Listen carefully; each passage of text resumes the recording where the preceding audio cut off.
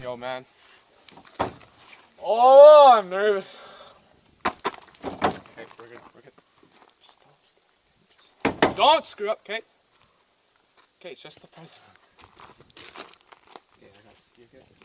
You're good. You did your prayers. You're fine. You're fine. You did your prayers. Hey, Mr. President. Ms. Kennedy. Again.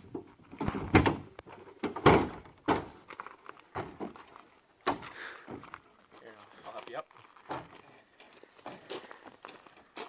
Here you go, sir. All right, we'll be driving you to the...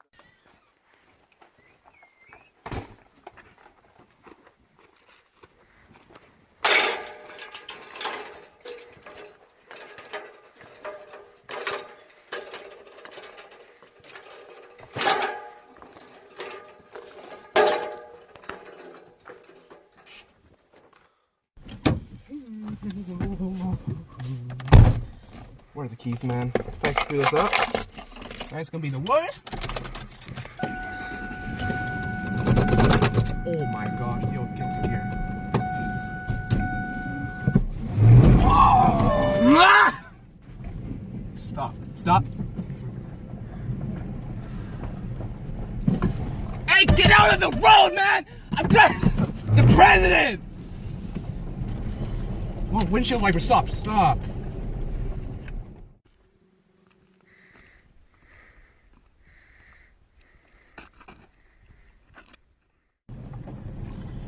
I'm actually so nervous. Oh my gosh, he got you. Oh.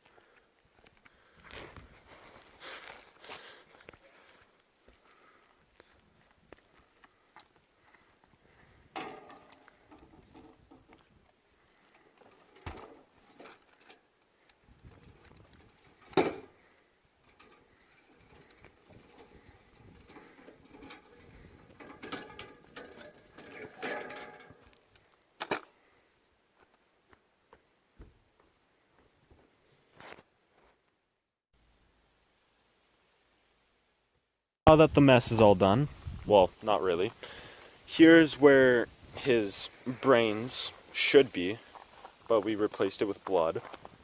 And the blood dripped from the back of the truck.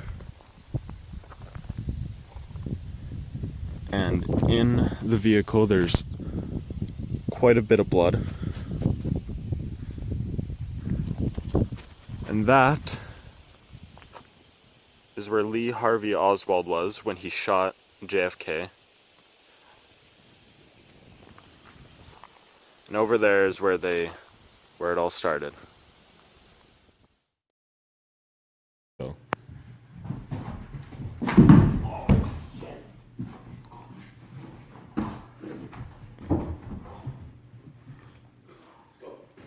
Come on.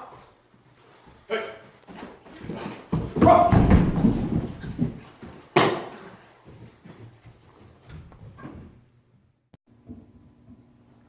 Hello everyone, my name is Professor Oak, and I am here with my fellow colleague, Professor Birch, and we are here to present you with the psychological background of Lee Harvey Oswald. Yes. So he was born on October 18th, 1939 in New Orleans, Louisiana. Lee Harvey Oswald eventually joined the U.S. Marines and later defected to the Soviet Union for a period of time. He returned to America with a family and eventually acquired firearms. Oswald allegedly assassinated President John F. Kennedy on November 22nd, 1963 in Dallas, Texas. While being taken to county jail on November 24th, 1963, Oswald was killed by Jack Ruby.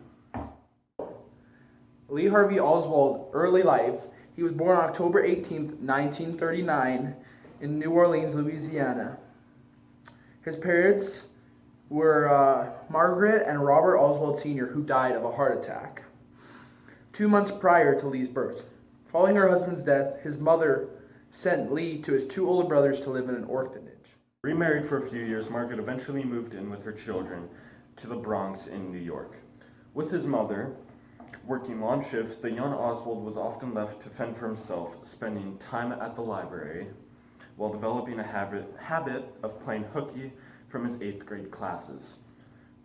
He was eventually picked up and placed in a detention hall where his social worker described him as emotionally detached, giving off the feeling of a kid who nobody gave a darn about. His mother and Oswald eventually moved back to New Orleans, where Oswald began to develop his interest in social literature, which he had began to read in New York. In 1956, he joined the U.S. Marines. He was a better-than-average marksman, yet he was court-martialed twice in 1958 for having a illegal weapon and displaying violent behavior. Oswald ended his military service the following year and arranged a trip to Moscow, where he informed Russian authorities that he wanted to move to the Soviet Union. After some debate by government operatives over Oswald's possible role as a spy, he was allowed to stay in the city of Minsk, where he was monitored closely by the KGB. Oswald wed Miss Marina in April of 1961. Dissatisfied with the quality of life in the Soviet Union, Oswald returned to the United States in June of 1962, bringing his wife and newborn daughter with him. The family set up a residence in Dallas, Texas, with Oswald taking on the post office alias of Alec J. Hidell. Around this time, Oswald's interest in communism transformed into support for Cuba. In early 1963, he ordered a .38 handgun via the mail, later acquired a rifle. He had Marina take a picture of him with the weapons, a document that would later be used as criminal evidence, as Oswald's rifle was eventually identified as the firearm used to murder President John F. Kennedy.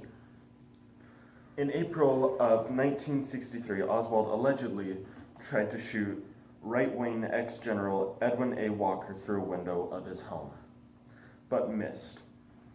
After returning to New Orleans by himself in a short stint, in September 1963, Oswald took a trip to Mexico City, where he attempted to obtain passage to Cuba and the Soviet Union to no avail.